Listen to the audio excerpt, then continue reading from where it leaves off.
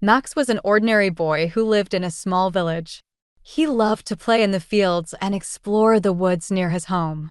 One day, while walking in the forest, Max found an old map. The map looked old and worn, but Max could see that it showed a path to a treasure. His heart raced with excitement. Could this be real? Max wondered. He quickly ran home to show the map to his best friend, Sam. Sam was just as excited as Max. They both agreed to go on an adventure the next day to find the treasure. Early the next morning, Max and Sam packed their bags with snacks, a flashlight, and a compass. They followed the path on the map, which led them deep into the forest. The trees were tall, and the sunlight barely reached the ground.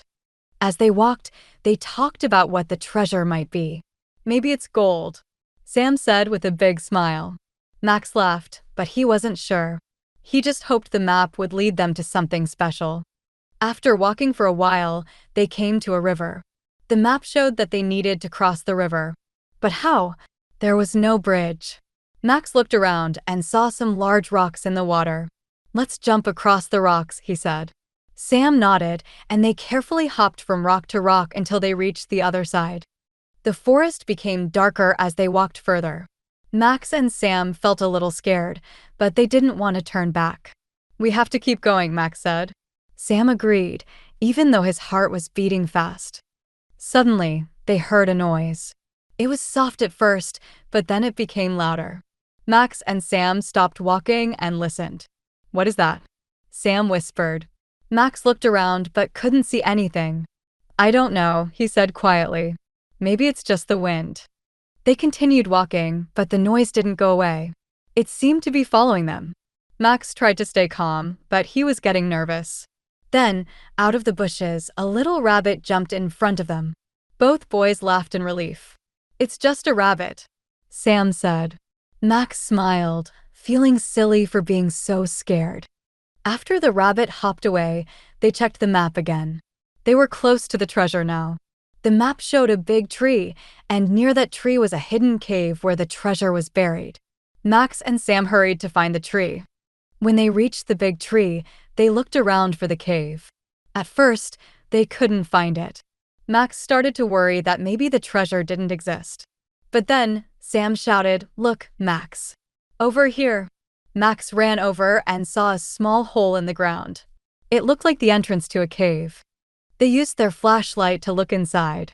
The cave was dark and a little scary, but they knew they had to go in if they wanted to find the treasure.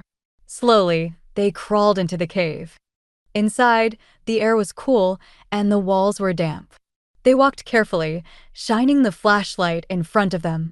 Then, they saw something shining in the distance. Max's heart raced. "The treasure," he whispered. They ran toward the shining object, and there it was, a small chest, covered in dust. Max and Sam opened the chest and found not gold, but something even better: old coins, books, and a few shiny gems. The books told stories of ancient times, and the coins were from a time long ago. Max smiled.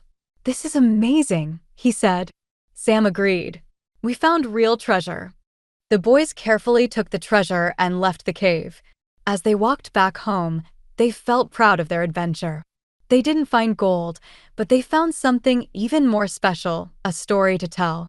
When they reached the village, Max's parents were waiting for them. "Did you have a good adventure?" they asked. Max and Sam showed them the treasure, and everyone was amazed. From that day on, Max and Sam became known as the treasure hunters of the village.